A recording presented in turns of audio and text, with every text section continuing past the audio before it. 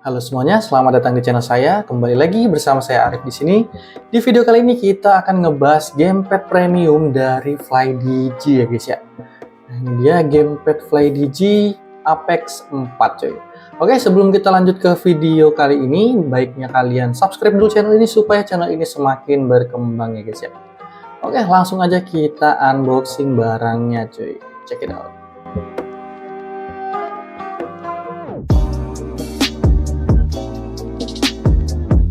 Oke, di paket penjualan yang pertama sudah pasti kita mendapatkan gamepad FlyDigi-nya ya, FlyDigi Apex 4 yang sangat premium sekali cuy. Nanti kita akan coba bahas desain dan juga build quality-nya.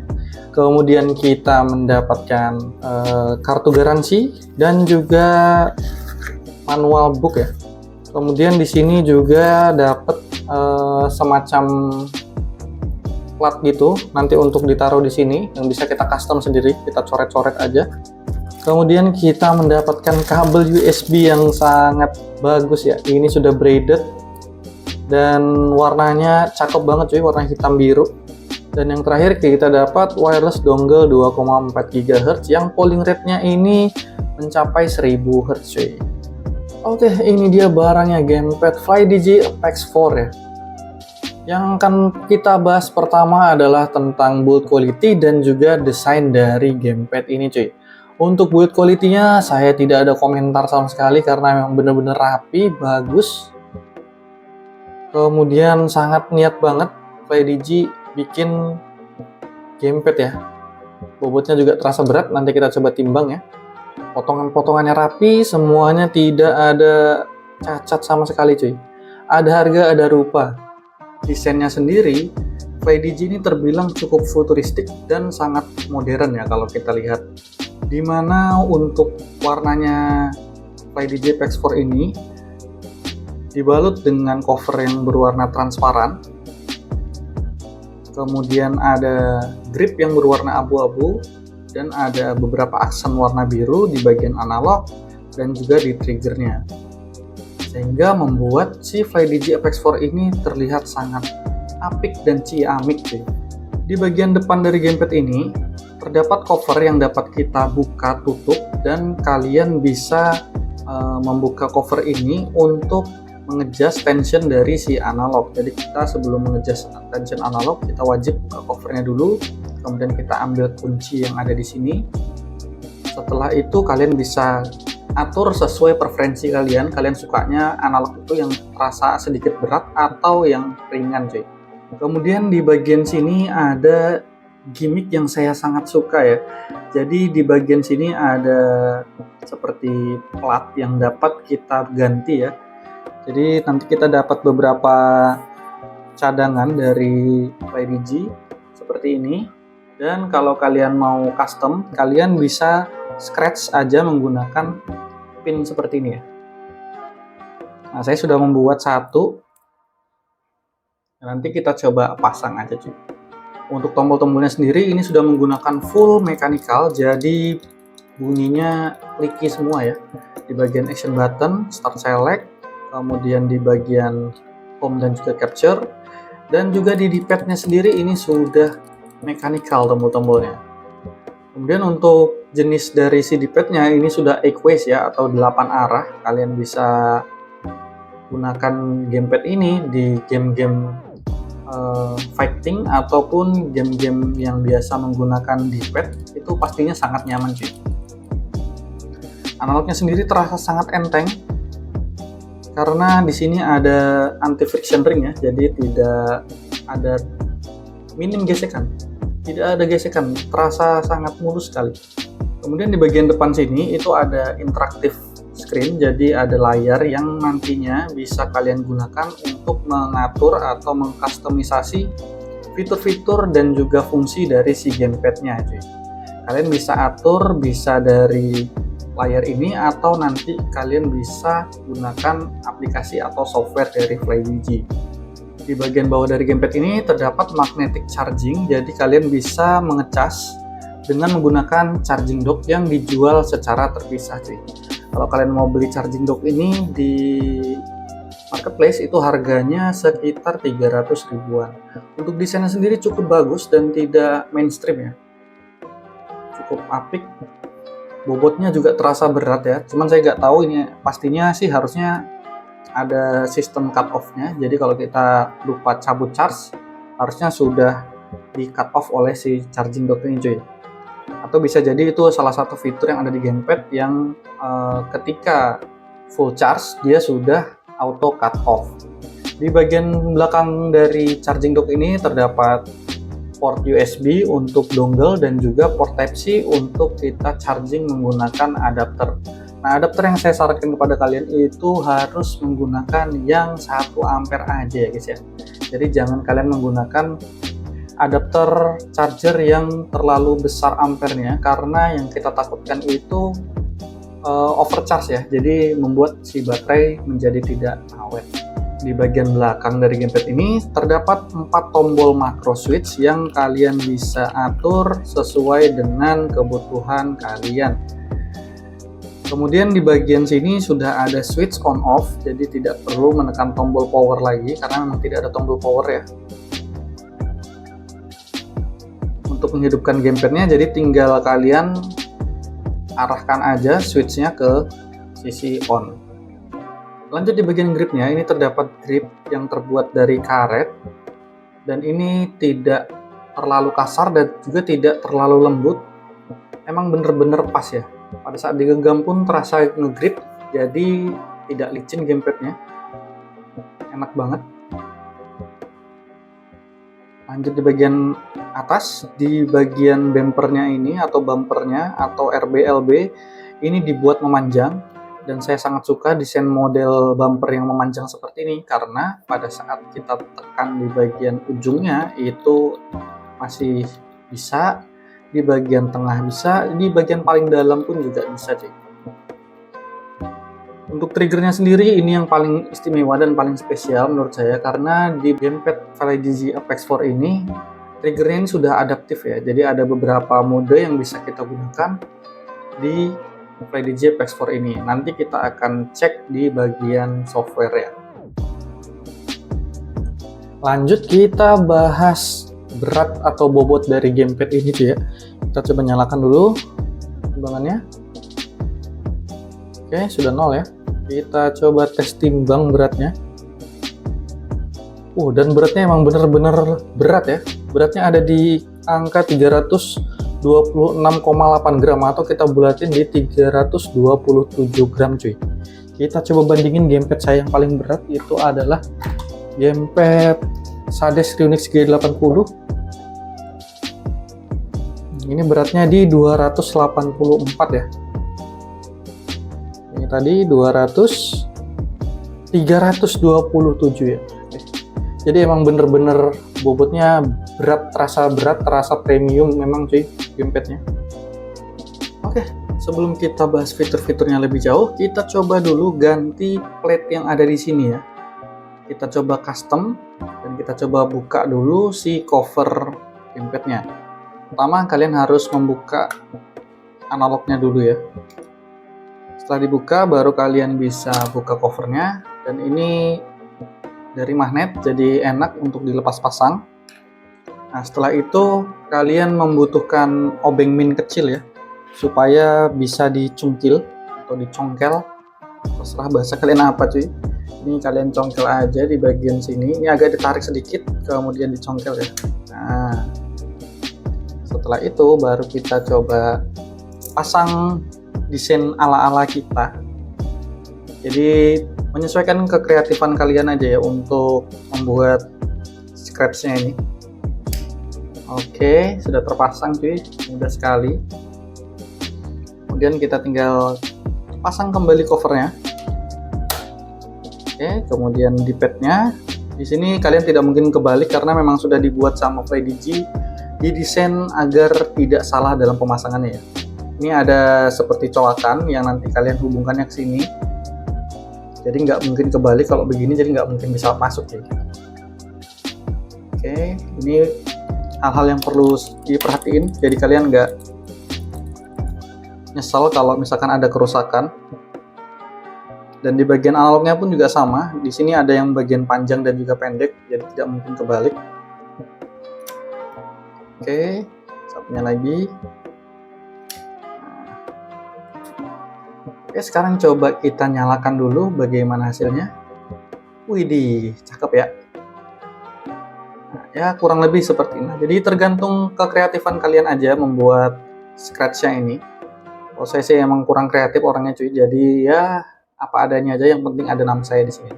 Nah, terus gimana kalau kita mau mengatur tensionnya si analog ini? Caranya kalian hanya perlu mengambil kuncinya ini ya, yang ada di gamepadnya, dan ini magnetik ya, keren banget cuy. Ini gimmick-gimmick luar biasa dari FlyDigi Apex 4 ya. Oke, jadi kalian tinggal putar aja. Ini sesuai dengan kebutuhan kalian, mau dikencengin atau dikendorin. Kalau dikencengin putar ke kanan ya. Ini terasa lebih berat cuy, berat banget ya. Kita kendorin, itu puternya berlawanan arah jarum jam. Nah, ini agak enak nih. Jadi sesuaikan dengan karakter dan kebutuhan kalian ya. Oke, gitu doang caranya. Untuk fitur-fitur dari FlyDigi Apex 4 ini ya kurang lebih sama saja seperti gamepad-gamepad pada umumnya ya. Dia sudah remote connection, multi-platform, ada turbo dan makro, kemudian dia juga memiliki gyro. Tapi yang membuat gamepad ini berbeda adalah si FlyDigi Apex 4 itu sudah dibekali dengan smart interactive screen. Jadi layar ini dapat kalian gunakan nanti untuk mengkustomisasi atau mengkonfigurasi segala kebutuhan gaming kalian pada gamepad ini cuy. Kemudian di bagian analognya dia sudah Hall effect yang pastinya anti drift ya. Dan ini teknologi yang di-develop langsung oleh FlyDigi. Untuk triggernya sendiri, triggernya sudah adaptif sehingga kalian dapat merasakan getaran dari game yang kalian mainkan, entah itu game shooter ataupun game balap cuy. Gamepad ini juga dibekali dengan 4 asymmetric motor sehingga getaran yang dihasilkan itu benar-benar kerasa nyata ya dari game yang kita mainkan itu, dan getarannya itu terasa menghentak dan menggetarkan jiwa kita guys. Untuk polling rate-nya sendiri dia berada di angka 1000 Hz dan gamepad ini dibekali dengan baterai yang berkapasitas 1500 mAh sehingga lumayan awet untuk kita mainkan berjam-jam. Dan yang terakhir, fitur yang paling diunggulkan dari gamepad FlyDigi Apex 4 ini adalah software yang benar-benar lengkap ya. Kebutuhan gaming kita semua bisa kita atur di software dari gamepad FlyDigi Apex 4 ini. Selanjutnya kita bahas interactive screen dari FlyDigi Apex 4 ini ya. Nah, di sini gambarnya bisa kalian kustomisasi, kalian atur, kalian ubah sesuai selera kalian yang kalian dapat ubah di software FlyDigi Space 3 ya. Nah, nanti setelah kalian upload gambarnya, sesuaikan aja besar kecilnya, nanti kalian atur sesuai dengan keinginan kalian. Nah, untuk masuk ke konfigurasinya, kalian hanya perlu menekan tombol home ini selama beberapa detik. Nah, di sini ada pilihan koneksi, button mapping, configuration switch, setting, dan about ya. Untuk koneksi berarti di sini kita dapat memilih koneksi mana yang akan kita gunakan, mau PC, Switch, Android ataupun iOS. Kemudian di button mapping kalian dapat mengubah trigger mode-nya, kemudian RTLT-nya sesuaikan aja.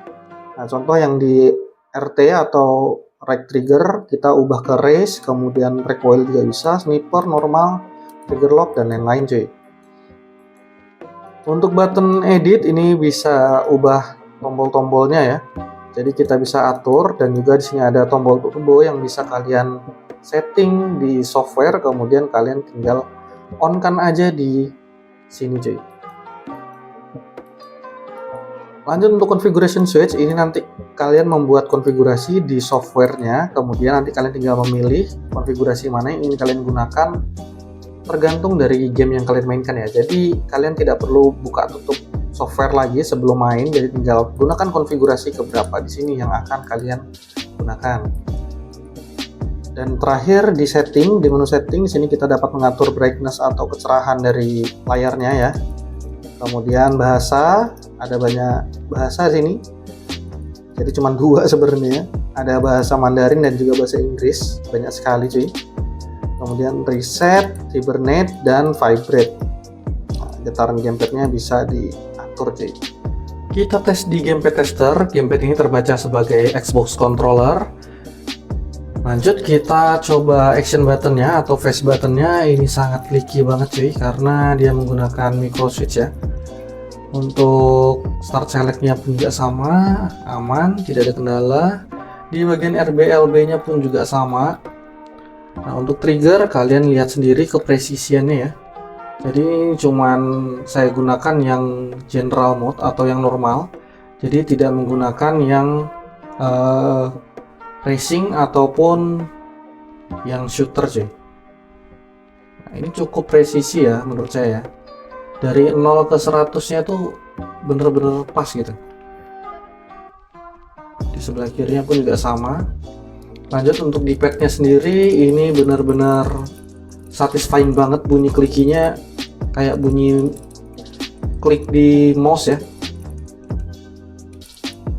Oke, kalau kita gunakan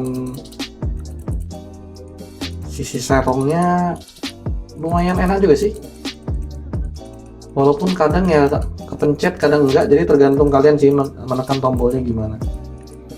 Lanjut ke bagian analognya. Untuk analognya dari FlyDigi Apex 4 ini saya rasa sih ini cukup sensitif ya, jadi ada sedikit pergerakan aja dia berubah cuy angkanya ya.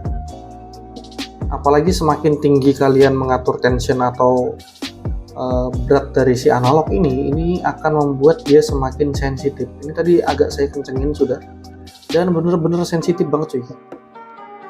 Terus presisi ya, kalau kita lihat setiap pergerakan yang saya buat ini bener-bener presisi cuy. Nah nanti kita coba aja mainkan di game Aimlabs ya. Jadi kita coba tembak-tembak. Untuk hasil circularity testnya kita cek, dia berada di angka 7 ya, 7, dan 6, dan ini bukan analog yang jelek cuy. Jadi kalian jangan terpaku dengan angka average error 0,0% itu pasti bagus ya, enggak juga.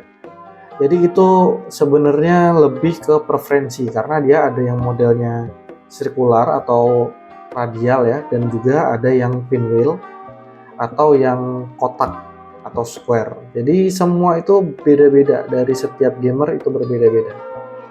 Jadi saya sih sekarang udah nggak perlu memperhatikan average error ini ya, karena selama saya mencoba analognya itu aman-aman aja ya, rasanya sih nggak ada yang salah sih. Sekarang kita lihat di gamepad lah untuk mengetahui synthetic test dan juga polling rate dari gamepad ini ya. Oke, langsung aja kita coba. Dan di sini kita melihat angka yang benar-benar perfect ya, perfecto ya. Sangat baik angkanya semuanya. Untuk polling rate-nya maksimum di 1000 Hz, rata-ratanya pun di 1000 Hz, stabil di 100% ya. Untuk synthetic testnya minimalnya 1 ms, average-nya 1 ms, maksimum latensinya juga di 1 ms cuy. Tidak ada jitter, jadi di 0,0 ms, dan kalian simpulkan aja sendiri gamepad ini seperti apa ya performanya. Kalau saya sih udah no comment, ini gamepad terbaik yang saya punya saat ini cuy. Oke, untuk aplikasi FlyDigi Space Station ini kalian dapat download di website resmi dari FlyDigi ya. Kemudian kalian tinggal install saja. Dan sekarang kita lihat ada apa aja di sini. Nah, untuk tampilan pertamanya kalian akan disuguhkan seperti ini ya, banyak banget segala sesuatu yang dapat kita konfigurasi semuanya di sini. Yang pertama di sini ada pilihan PC configuration, adaptive trigger, kemudian ada screen setting. Nah ini kalian bisa ubah semua gambarnya atau kalian download aja sendiri. Terus di sini juga dapat kita buat status bar ya, untuk mengetahui baterainya dan koneksi apa yang kita gunakan. Lanjut di sini ada tes untuk mengetes tombol-tombol analog. Dan juga untuk switch mode configuration ini dapat kita atur semua tombol-tombolnya cuy. Selanjutnya kita cobain pengetesan gamepad ini di game Aim Labs ya, untuk ngetes analognya, apakah pergerakannya ini sensitif, presisi ya kan. Kalau dari yang saya lihat sih ini sebenarnya presisi ya, sedikit pergerakan aja ada sih.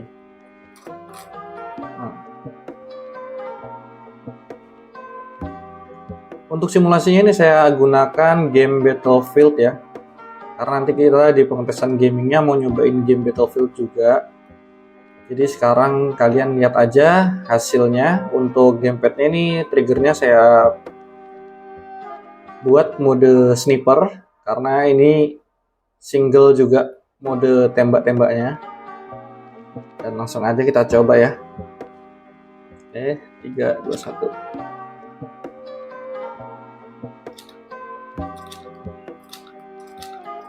Oke sih, untuk kepresisiannya sih sangat baik ya. Kemanapun saya ngarahin target itu dengan analog ini sih nyaman-nyaman aja. Mungkin nanti baliknya sih ke skill issue aja ya. Kalau kalian yang sudah biasa main game shooter pakai gamepad ya mungkin pasti bagus hasilnya. Kalau saya sih masih pemula sih. Main game shooter pakai gamepad itu cuman di COD Modern Warfare sama Battlefield 4 sih saya. Dan kalian nanti lihat aja hasilnya berapa persentase akurasinya.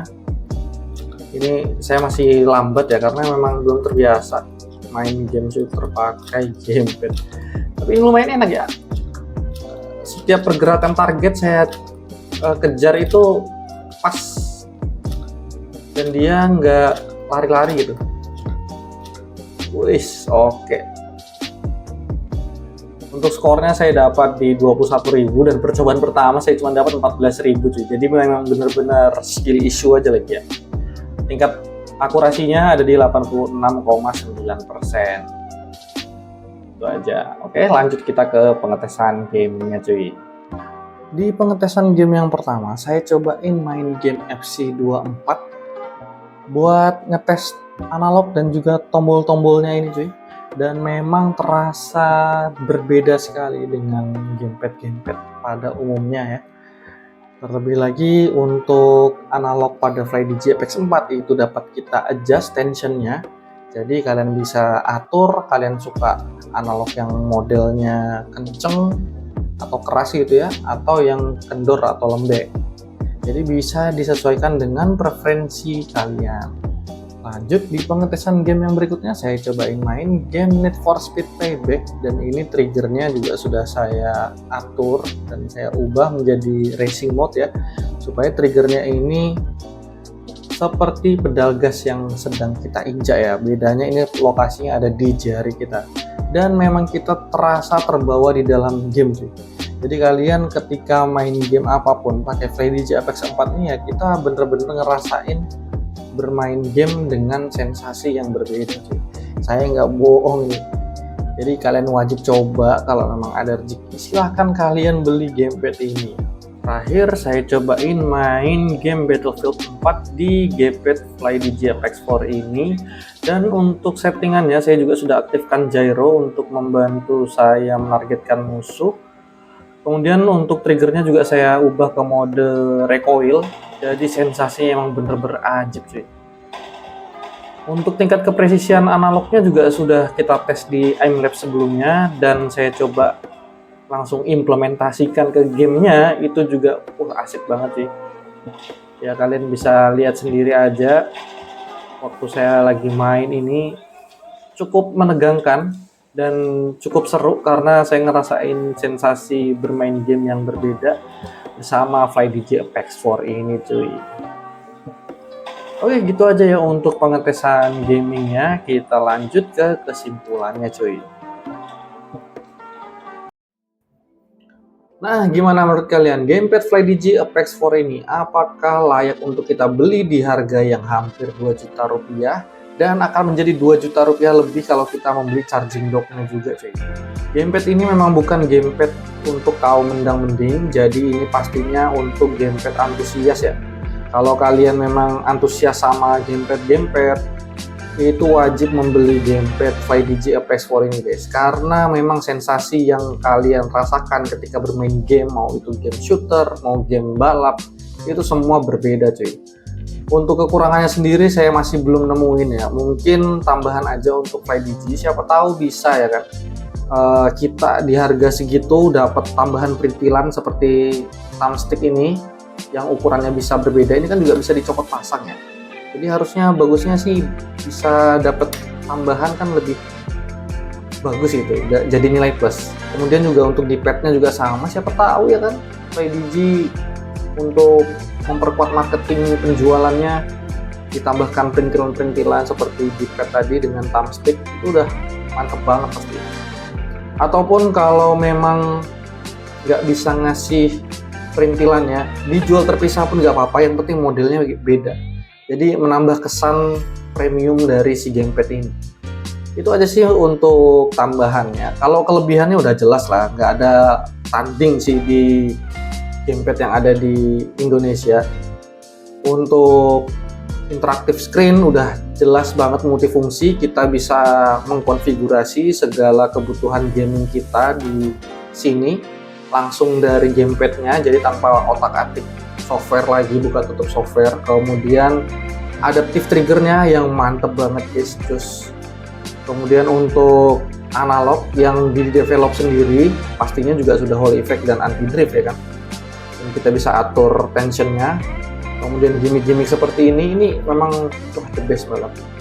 Ini pengalaman terbaik saya memegang sebuah mahakarya ya, yaitu sebuah gamepad dari FlyDigi.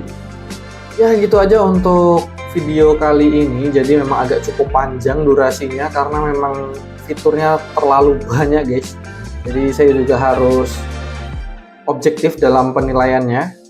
Kemudian ya kalau kalian suka dengan video ini, silahkan kalian klik tombol like dan juga subscribe pastinya. Apabila ada yang ingin ditanyakan, langsung aja coret-coret di kolom komentar. Link pembelian gamepad ini juga akan saya taruh di kolom deskripsi cuy. Oke, terima kasih untuk kalian yang sudah nonton video ini sampai habis. See you on next video. Bye bye. Mantul.